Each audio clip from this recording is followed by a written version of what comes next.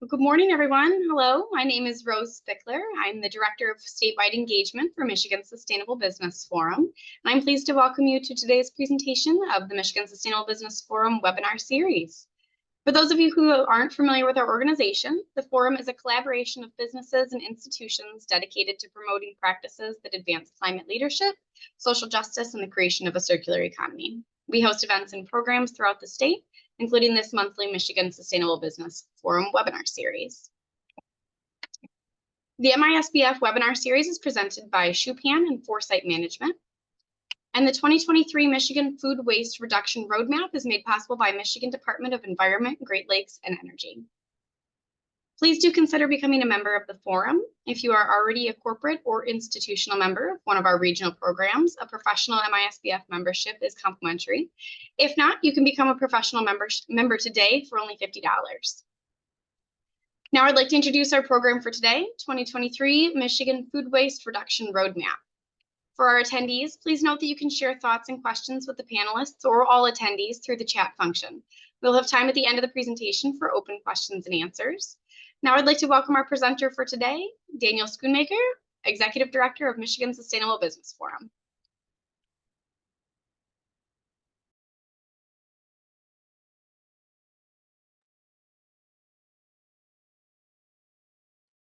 You're still on mute. Sorry, you're going to have to enable screen sharing for me, Carrie.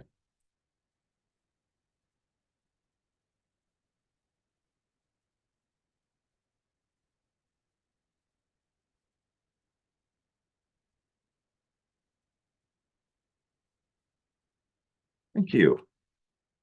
So again, my name is Daniel Schoonmaker, and I'm looking forward to talking with you about a project that we've been grateful to work on with Make Food Not Waste. And also joining me today is Daniel Todd, founding executive director of that organization.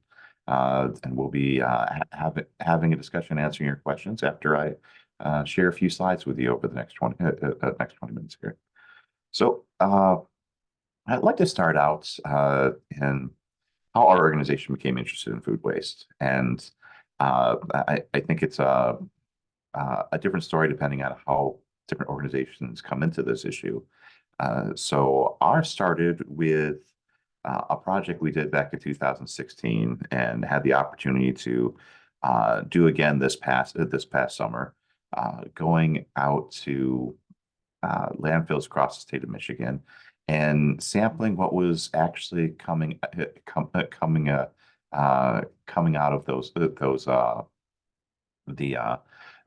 the packing trucks. And what we found in 2016, and it actually increased again this year, is that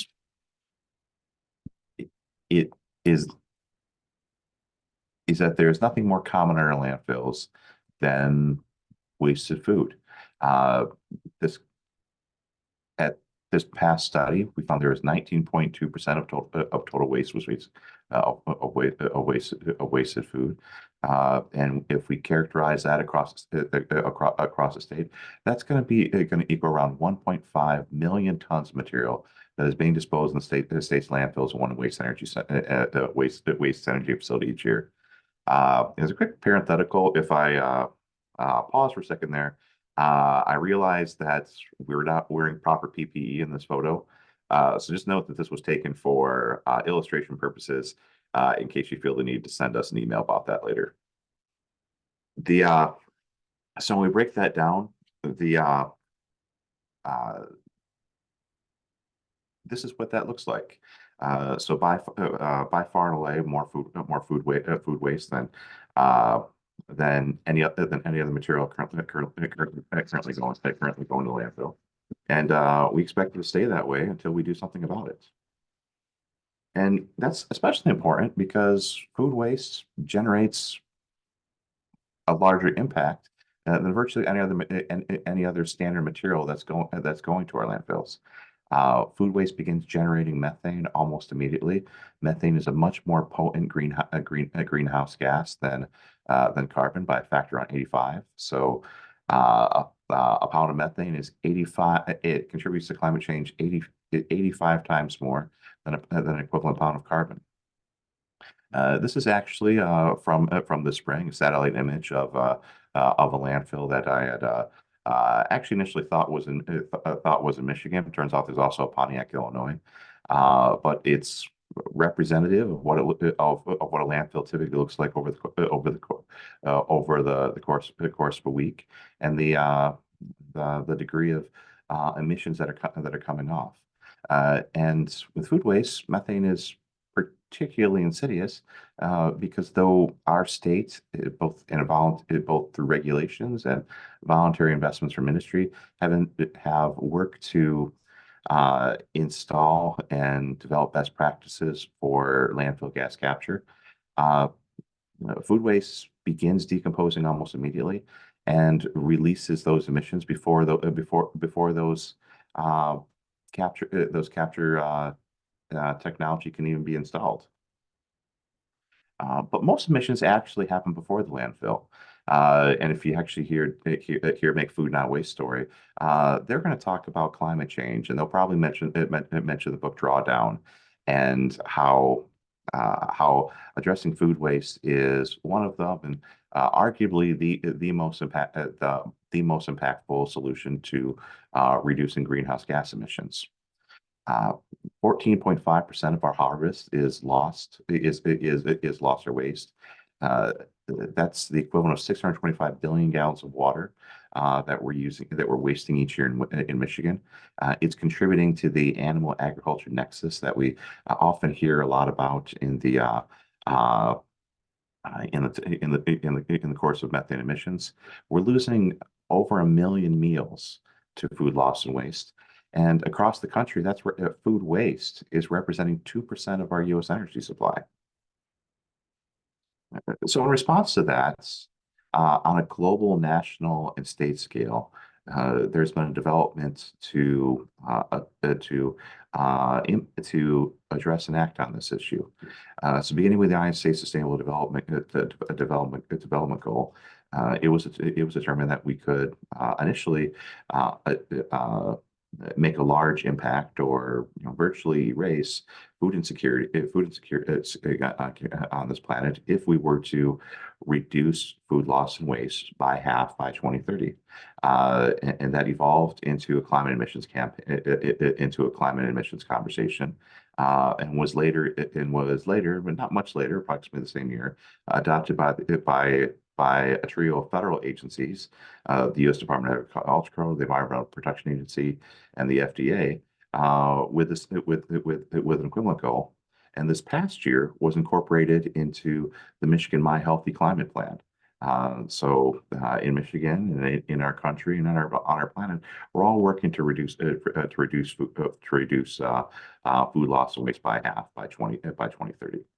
Now, what that means, when we talk about food waste, uh, it can apply a lot of different things depending on what your sector is, what your activity is, and even even how waste is occurring.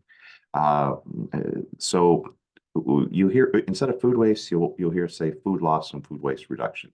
So food loss, this is food that's generally happens through inefficiencies in the markets, inefficiencies in systems.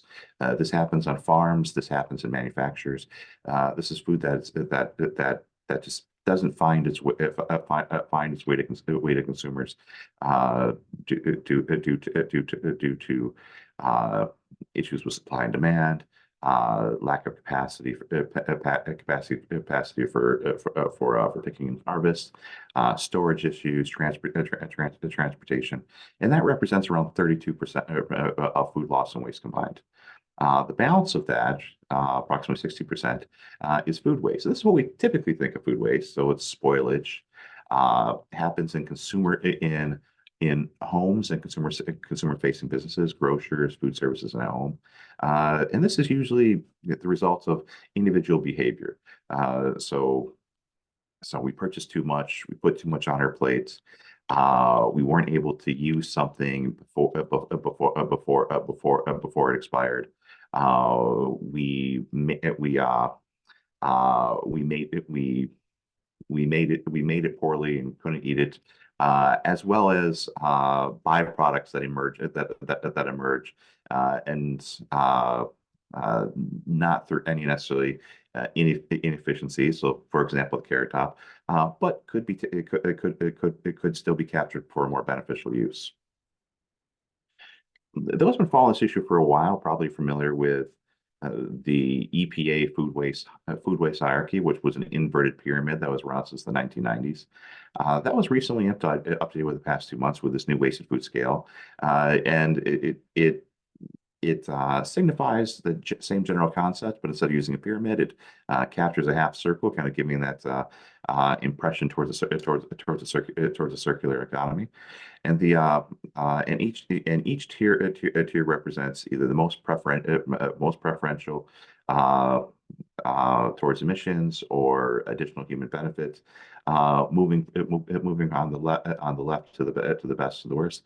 And you see we go from prevention as the most recommended approach to donation or upcycling. Upcycle will be utilization of byproducts to turn them into new usable products, sometimes edible, sometimes otherwise. The feeding of animals or just leaving in the field, and then various waste management approaches. Now, on that, I want to note that if you came to this talk today expecting a long discussion around waste management and compost in the state of Michigan, you might be a little disappointed because we're going to focus on those upper tiers. But I promise you, between our organization, Make Food Not Waste, and many of our other partners, there is definitely a lot of activity coming out of this sector to address that as well, and that is aligned with the efforts of our roadmap initiative, which we're looking forward to releasing the final report out to you as soon as we have sign off from our sponsors of the state of Michigan.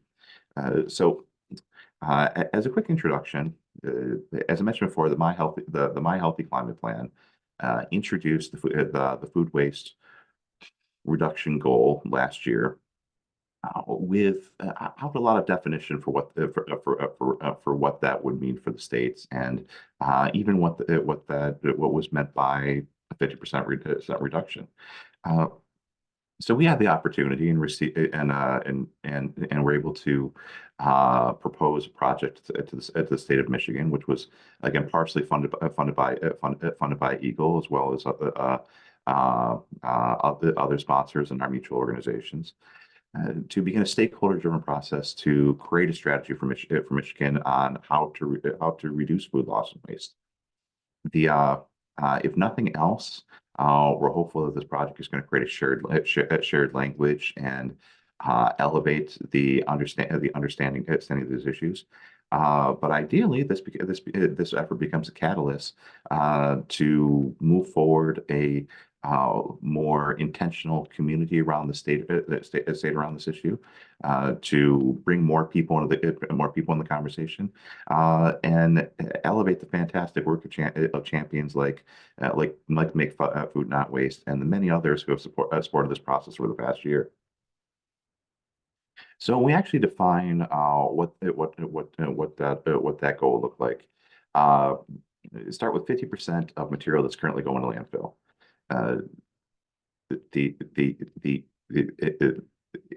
And earlier I said that we have about 1.5 million tons of material going to landfill.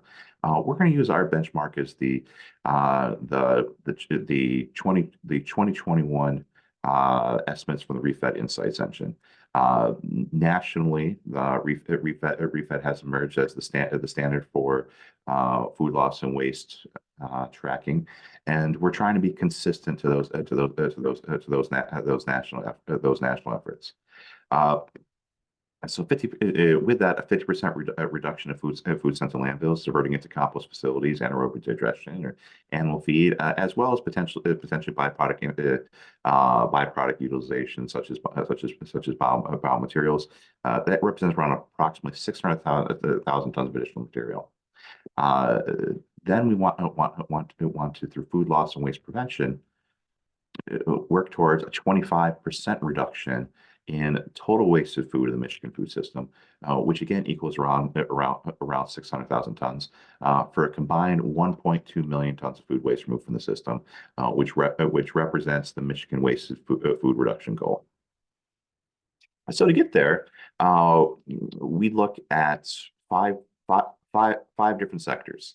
And as you'll see, though it's less of a focus of the work that we've done through this initiative, homes account for just over half of the wasted food in the food system, followed by farms, food service, manufacturing, and retail. So starting with farms, drivers on farms, market unpredictability. So apples is a great example. This year we had a bumper crop in apples that not only was there a bumper crop, but they ran into issues with labor, ran into issues with storage. And if even now, if you're to drive past an apple orchard in many parts of the state, you're going to see a surprising amount of produce still on the trees. Same thing last year, bumper crop. It wasn't enough processing, it wasn't enough climate controlled storage to be able to capture that produce. But back in 2012, we had a series of extreme weather events. We didn't have any crop at all. Your typical tree farm needs about 7 years for their planting and to produce. That's a long range for them to be able to adapt to these conditions. Supply and demand is related to that. Tart cherries is one that we talk about a lot in that context. There's often competition from foreign actors. Sometimes it's overproduction, and as a result, every few years you're going to read a media story about how the state's tart cherry industry, in which we are the leading producer, one of the leading producers of tart cherries in the country, have opted to quote unquote set aside a large portion of the crop and not harvest it, because if they did harvest it, they would depress the prices even more, and put the organizations out of business. There is a lack of measurement on farms. We say not necessarily for farms, but for every sector. But for farms is something we know because it is insidious, and because so much of the product is just not harvested or just plowed right back in. There's not a sound understanding of how much food loss and weight is actually out there, and I don't think and farms probably have some idea of the value they're losing, but not necessarily a clear picture. Rejections are a constant issue. We mentioned consumers earlier, the amount of waste that comes out of the residential sector. But consumers are also important because their expectations are what is driving those rejections typically from farms, because the retailers and other customers have their own data that suggests that they need that apple to look a certain way and be a certain size if people are going to purchase it. So a lot of loads are, as a result, either harvested or not harvested, that have a hard time finding their way into the supply chain. And finally, infrastructure gaps. There's a lack of capacity for processing. There's a lack of capacity for temperature controlled storage. And this time we could probably also talk about labor. If there's not technology to do so, and there's not people to do so, it becomes physically impossible to actually get the crops off the trees and out of the fields. Over the past 5 years, farms have had to deal with a flurry of different conditions. So immigration issues, hampering the availability of labor, and more recently, the high cost of labor, somewhat driven by federal policy as well. Uh, there, as I didn't mention, Michigan is the second most diverse agricultural state in the union after California. There's 300 different commodities produced in Michigan. Not all of them are edible because you can't, eat a Christmas tree. We took a look at 35 in the reports, in at least a brief way, and there's a enormous amount of lost value in the system. And so, what we're excited about when we talk about farms specifically, and I'm spending more time on farms than any other sector that we're going to talk about today. When we include manufacturers and processors along with it, this is a $1 billion opportunity. So that's the approximate amount of value that were lost to food loss. So just things that are not even having an opportunity to become waste. So ways we can get at that. Imperfect and surplus channels. So finding a way for for that material that that retailers don't conventionally want to be able to make it to make its way to consumers, either as an imperfect product or quote unquote seconds, or as some new type of byproduct. Sorry, a new product made from byproducts such as bioplastics or applesauce. Excited to improve market data and innovative product contractors, being able to give farmers and the information they need, and being and seeing new relationships emerge in the customers that make a lot of these conversations easier.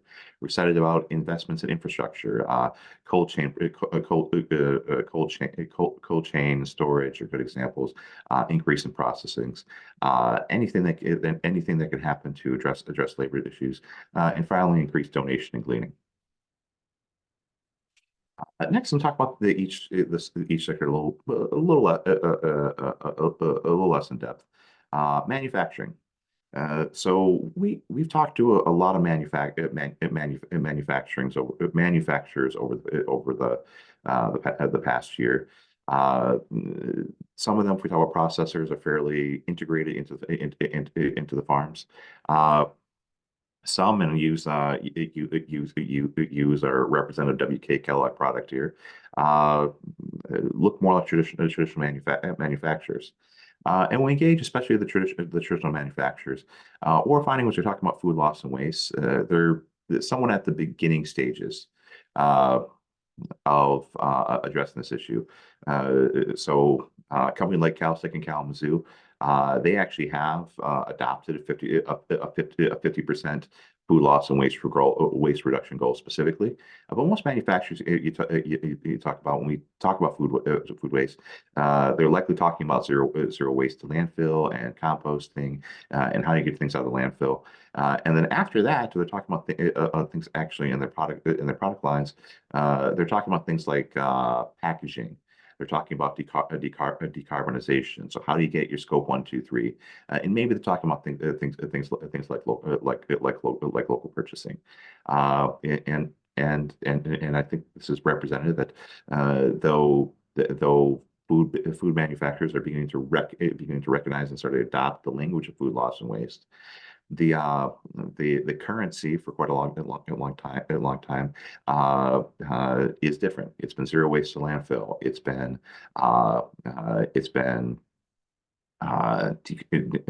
emissions reductions through scope 1, 2, and 3. And this is something that we see at the beginning stages with a handful of companies that are really investing in doing some exciting things. So some key issues we're seeing here. Manufacturers, though they're well resourced, they still lack the resources for what's called solution valorization.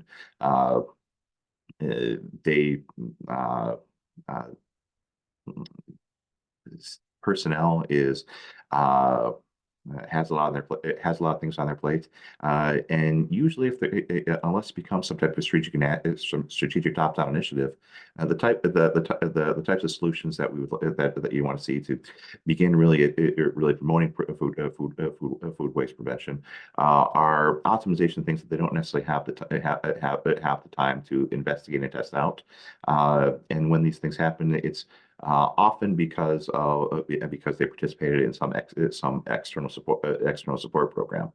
Also, we flag that though virtually every manufacturer we engaged with did have a relationship with a food bank or food pantry for surplus and close dated product, there still are a lot of barriers to food donation.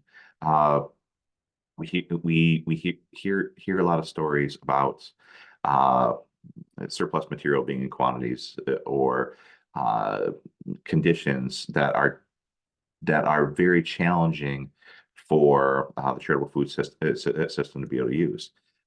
So it does require a little bit of effort to turn a 100-pound bag of cake mix into something that can actually be distributed out to people, distributed out to people as a good, for instance. So what are we excited about? Line optimization. So Michigan has a great history of manufacturing excellence, uh, lean manufacturing, and every time a business, not just limited to food processing manufacturing, makes an investment in improving the processes, they always receive a return on investment. And just working that line, if you're losing a little bit extra time or shaving off a little piece of cheese with each line, those always add up, and making those investments is going to have a large impact and show return investment to the specific company. Excited about byproduct utilization. There's a number of companies in the state who are doing some really exciting things with not just turning things into a new process. So I mentioned CalSec earlier. They actually have a solution line which, through the use of its antioxidants, can turn byproducts into new products. They've got a good case study with fish burgers, using materials from fish processors that would have been otherwise disposed. Then I'm really excited, really excited about bioplastic biomaterials. There's a really cool venture in Detroit area called Band Lab that's been testing things out. We have another one based in Ada called JFT that's doing a similar thing. And through these efforts to reduce food waste, we have some added benefit of being able to promote innovation and remove some petrochemicals petrochemical plastics from the system. Our state has a industry hub for packaging and packaging design with industry clusters in West and Southwest Michigan and Southeast Michigan. There's a lot of opportunities for innovative packaging design to be used in a way that can reduce through spoilage. Though as a parenthetical to that, we're concurrently having a lot of conversation about single-use plastics and packaging. And there are some trade-offs in our ability to extend the life of products and additional packaging. And then finally, again, donation, storage, handling, and capacity. So there is additional material that could be going. It could be going to the emergency food system that isn't getting there because of logistics issues. Some of those logistics issues we've highlighted. Retail. So retail. And we were talking to an employee of one of the major retailers who involved in our initiative just the other day, and they were really surprised to see that the retail as a sector was the lowest contributor to food waste. And that's by sector, and I think it's noteworthy to note that there's a lot less retailers than there are just about anything else in the sector. And that's also a reason which I think we can see a lot of promising activity. One, it's a very visible place because you go there and you see the most food right in front of you. So it's a great opportunity for consumer education. And two, it's Michigan has the luxury of having two of its largest grocery retail chains actually headquartered in Michigan, and in the form of a Meyer and Spartan Nash.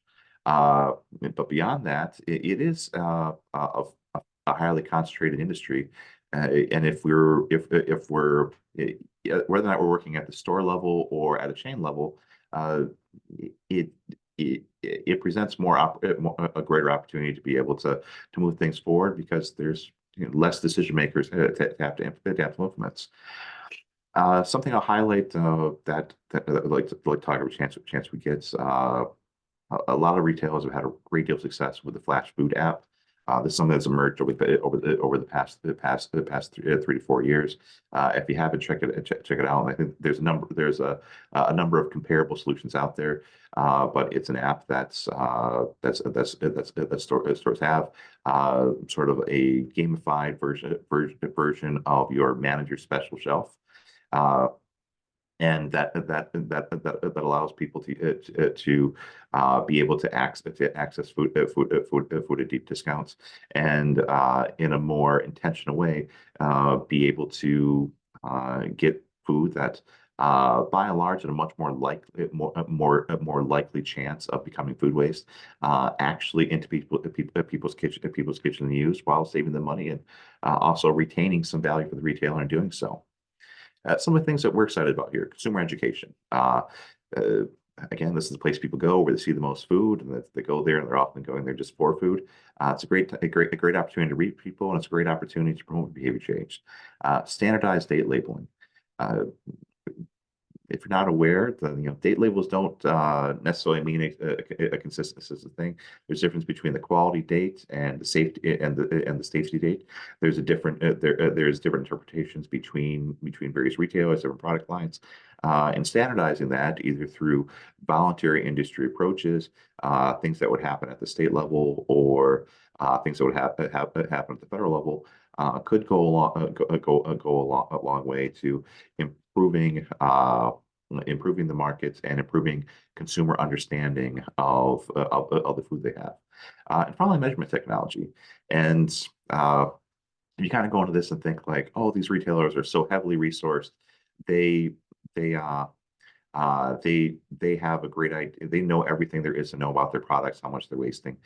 That isn't exactly true. Food waste, again, going across all sectors, is an insidious issue, and by and large, it happens because people aren't really tracking how much it is, or have a good understanding of how much it is there. And then, of course, technology. Once we there is a great deal of opportunity for emerging technologies such as artificial intelligence to be able to better inform inventory management systems, and of course things like flash food that I just mentioned. So digging into food service, the last sector, the last commercial sector we're talking about, I think it's helpful to note how many different types of food service industries there are. The vast majority of waste is coming from full service restaurants, which you kind of expect. But food service can also includes K-12 education, which is an important part of the conversation. Healthcare, which is important in the conversation. College and universities, which is important in the conversation, as well as things like even vending machines. So, what are we excited about here? And I think that's something that when we get into the discussion period, make food not waste, will likely have an opportunity to share a little about, because they've had fantastic results with the Pledge on Food Waste in Southeast Michigan, working with local restaurants to train their staff and create new processes. And the thing here, really the beginning crux of the conversation for food service starts with staff engagement and training. working with them to set up measurement systems to train their people on how to do things in a way that can help management visualize the decisions that will reduce food loss and waste, while also just generally reducing waste through the process. And I think they found that your typical food worker is underpaid and overworked, but they do want to become engaged in this issue, this issues, and it is something that does increase employee engagement and empowerment, because they want to be part of the solution, and they often found that these are things that they care about. Behavior change is something we're excited about, and this is something that again is part of changing consumer expectations. The Cheesecake Factory doesn't give you a 2,500 calorie plate because they're trying to fatten you up. They have data that suggests that that's what their customers want. Waste tracking mentioned earlier, and finally donation education. So there is, I think, an interest from a great deal of the food service sector, as well as their partners in the charitable food system, to be able to capture the surplus fresh food and their surplus prepared food, and be able to move it into places where it can be distributed to those who want it. But there is a lot of misinformation around donation liability, and what they're allowed to do in a safe way. And of course, there are a lot of logistical barriers that would need to be worked out and addressed to make it more convenient for people. And the last sector we'll talk about briefly: consumer solutions. Going to highlight, and I put 7 exclamation points by it: education. So much of this comes down to behavior change. Some of that's expectations, so buying the right things. Some of that is understanding date labels. Some of that's just kind of having general awareness of the emissions impact your decision making. And this is really difficult issue to impact. I think everyone probably has that package of lettuce in their fridge somewhere that they bought it thinking they were going to make a salad and decided not to, and it's just getting a little bit too gone. So it's there is a larger need as part of this conversation. I guess when we can dig into climate sustainability as a whole, to rethink our economy and the way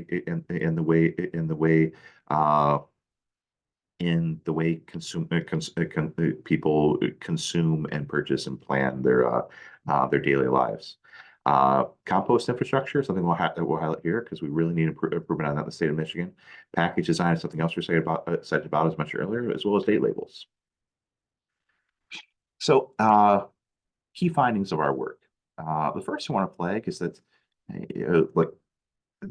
there should be a sense of urgency here. If you're not concerned about the planet essentially being on fire, there are opportunities coming on right now, as in like the next 6 to 12 months, that are somewhat generational in nature. We might not have another opportunity for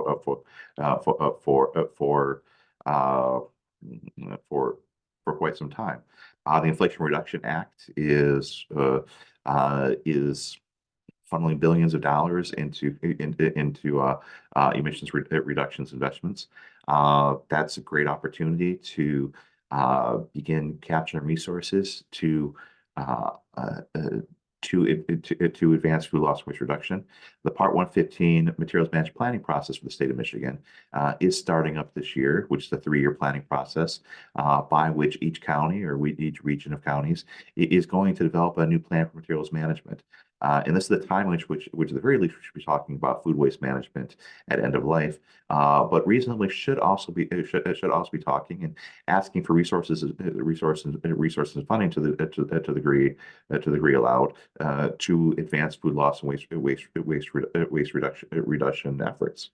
And then, of course, private sector investment, which in the form of sustainable climate solutions is happening right now at an unprecedented rate. And it's an opportunity that we need to capture immediately. Though I think it's pretty easy for when we talk about talk about food waste, food loss and waste, and uh, our key partner, the state of Michigan, is representative of this. To begin thinking of this in terms of sustainability and in environmental regulation, environmentalism. Uh, but food waste, and I think the people who are on the call today are representative of this, it does require a broad coalition of interest, discipline, scales, and public-private sectors. So, for example, when we put together a report, we have recommendations that cover at least four different state agencies, not including the executive office or legislature. I think like the U.S. Department if we're talking about farms. The Michigan Department of Agriculture and Rural Development is probably the best agency able to impact that. If we're looking at who's actually out there talking to health inspectors, for instance, that's not the Department of Environment, Great Lakes Energy. That's going to be either MDARD again or the Department of Health and Human Services. If we're talking about economic development, again, that might be Eagle in some cases, but it's probably going to be someone like the Michigan Economic Development Corps. And so I think that's represented the broad coalition of interest that we have to get involved to address this issue. This is smart business. There's a business case for food waste prevention. We think that the private sector is going to come along with this if they get added with technical support, if they get resources and encouraging environments, and when they needed access to capital.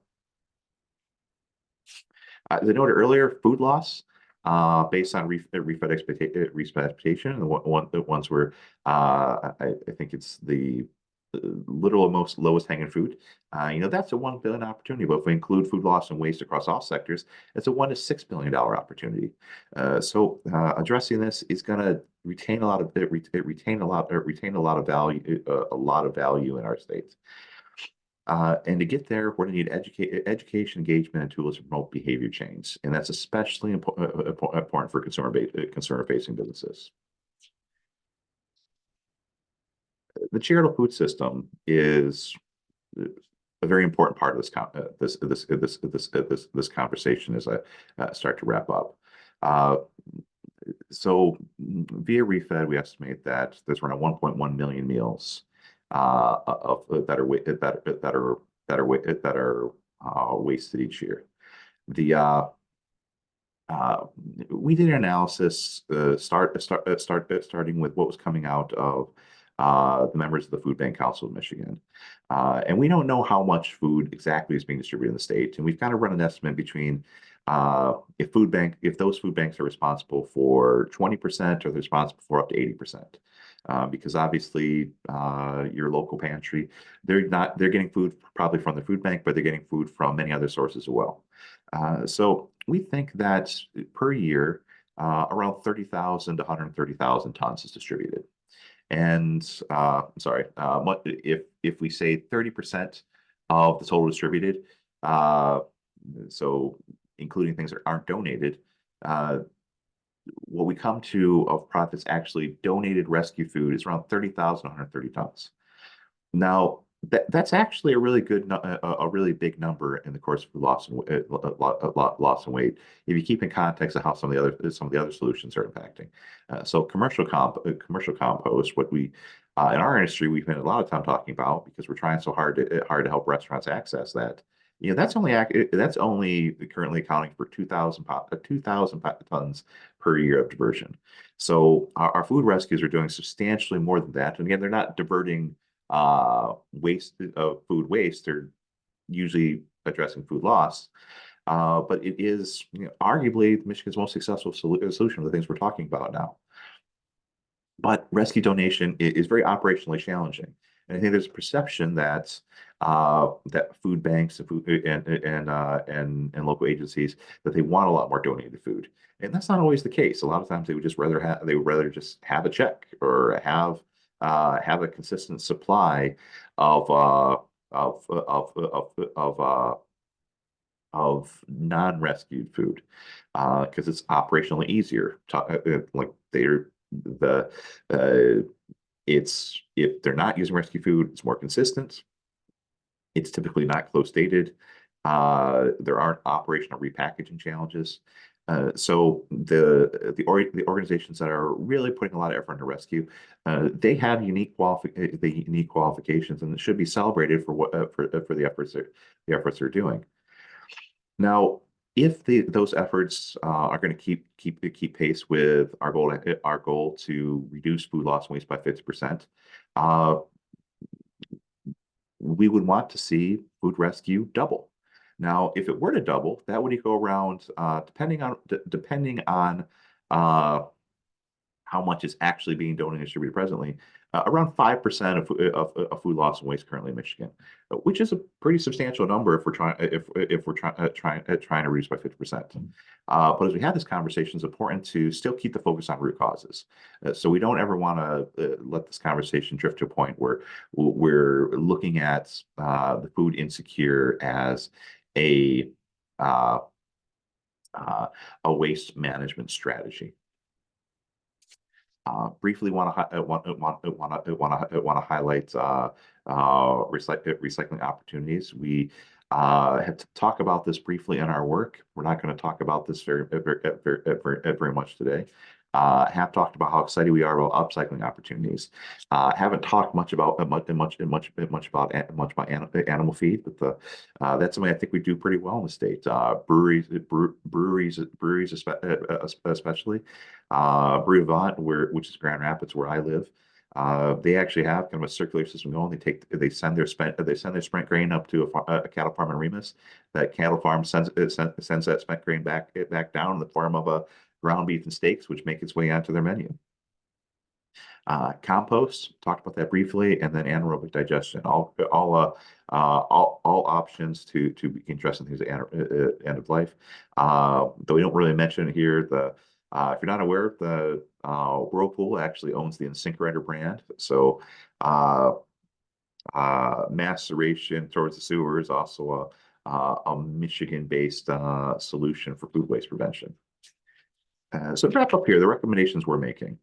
We split these up into 4 areas: grants and allocations, programs, technical assistance, aging credits, and legislation.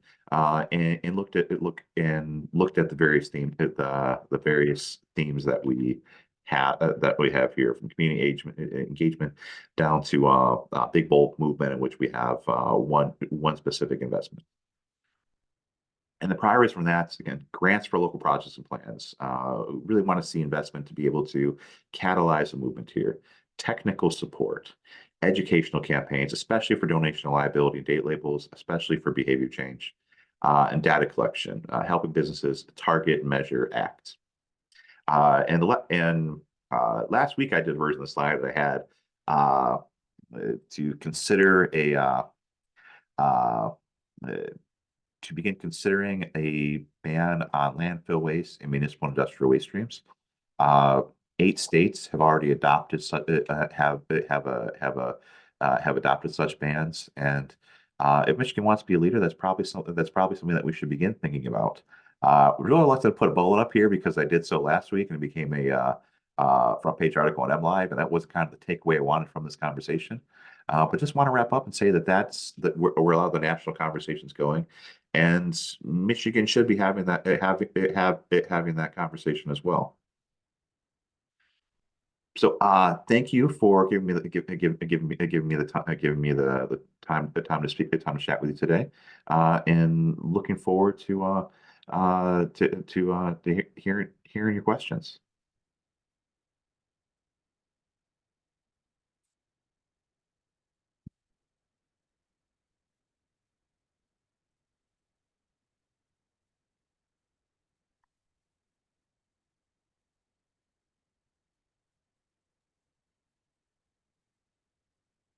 Great, thank you so much for your presentation. We've had a couple of different questions in the chat that have been being answered. But if you have any further questions, please do put them in our webinar chat or in the question and answer section. And we will read them off to our presenters. We've got one. Any suggestions on how to engage politicians on the topic of food waste?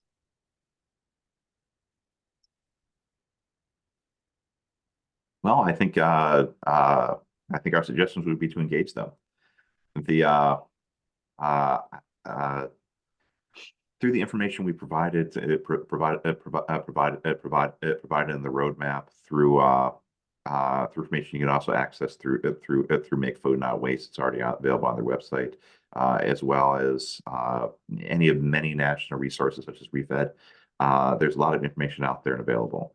And I think depending on what level of elected official we're talking about, the first step is just to begin having those conversations. So at the local level, start showing up to those coffee hours and say that's something you care about.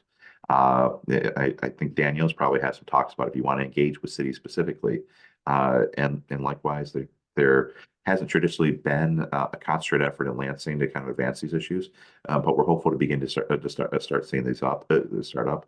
But I think the broadest takeaway here is when you see an elected official, talk about them, and let them know you care about it, so they know it's something that they should start investigating. Danielle, do you want to share anything about your work with cities? Sure, I'll add to that what we find is that the local municipalities are particularly interested in this topic. So we're seeing maybe a little bit more traction there than some of the legislatures. However, what seems to be appealing to people is that there is funding coming along with a lot of this work. So once you can demonstrate that it can be paid for, that suddenly makes it the conversation a lot easier. We're also seeing that cities are interested in executing their sustainability plans. So food loss is showing up in a lot of local planning, which is helpful. And then, as Dan mentioned earlier in the presentation, through Part 115, all of the counties are going to be revising their solid waste material management plans, and food loss and waste needs to be in there as well. So we're going to see some of that being incorporated. So it's a little push-pull going on, as Dan said, talking with people about it and letting them know that it's a relatively quick and easy way to address climate change compared to a lot of other activities can get people excited, but then also recognizing that there's some movement coming from other directions, whether from local plans, the MMPs, and just IRA funding that's going to help execute on a lot of that. Yeah, and to Danielle's point also, like I think the question was asked elected officials, but I think appointed officials are probably as if not more important, especially like within the Part 115 process in cities. A couple quick ones. So how do efforts to address food waste coincide with possible EPR legislation? And that would be extended producer responsibility. And currently the Michigan Recycling Coalition is forwarding some discussion around that. I think that they are spiritually related. The EPR discussion, I think comes back to ultimately who's taking responsibility for creating a system to get solutions to get material out of the landfill, which is kind of what I colloquially think of as a polluter pay approach. I haven't seen that discussed in kind of a food waste context previously. Perhaps Daniel has, but I think the long story short is I think they're spiritually related, but probably not directly related. And I don't presume that the EPR legislation that's being discussed right now is going to have uh, a meaningful impact on food loss and waste reduction, other than perhaps funding some initiatives if if new money is brought into the system through that.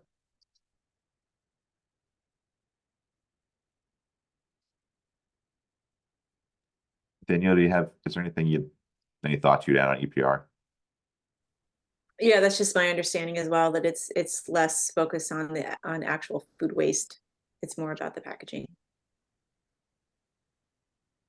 Satish asked a question like, does food waste include food packaging waste? Uh, Not by measure, but especially when we're talking about food service, or we're talking about issues like deep packaging, it's definitely part of the conversation. And I think from a practical implementation standpoint, they're essentially the same issue, because you know, with different causes and vectors, because the methane, embedded carbon in the system are going to be very different. The food loss profiles can be very different. But from a waste management standpoint, they're very similar issues. Just maybe getting things out of the packages and getting it to a better source, or deploying compostable packaging so that you can conveniently compost food waste.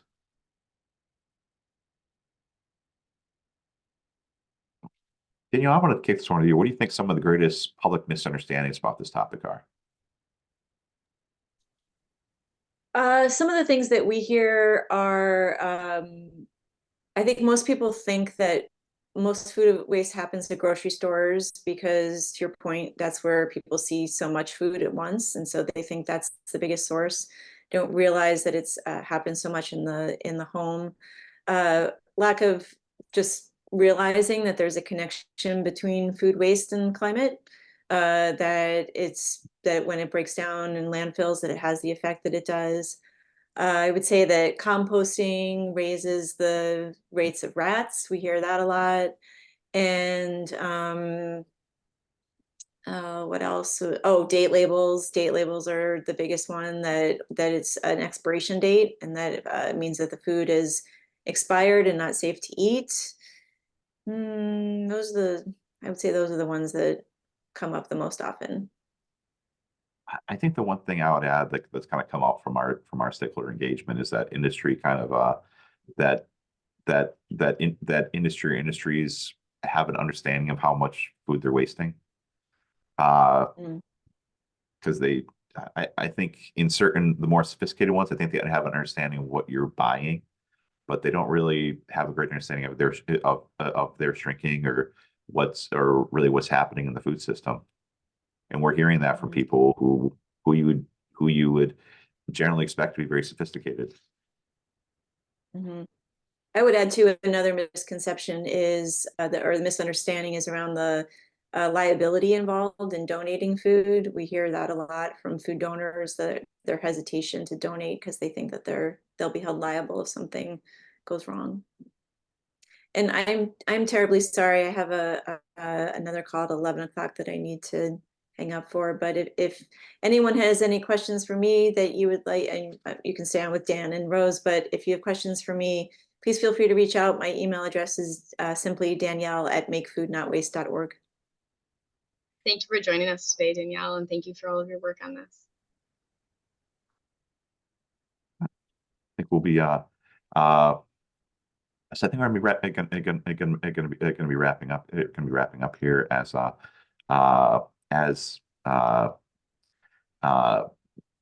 mentioned earlier. Sending out the report as soon as we have a go ahead to do so. Thank you for kind of listening to us talk today. Sorry I talked so long. I didn't realize I had gone for 45 minutes there. So should have set myself a timer, but I appreciate all your time, and hope that you'll continue to work with us on this. I'm gonna but we'll continue this down, but I'll answer Bill McConnell's question very briefly. Is there a difference between greenhouse gas emissions between plant products and animal products? Yes, in the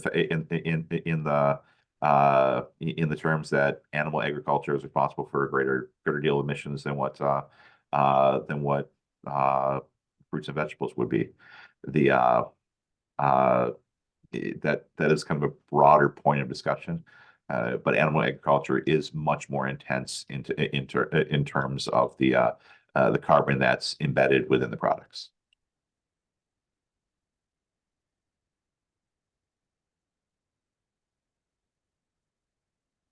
And thank you so much. And hope we have a chance to work with all of you soon.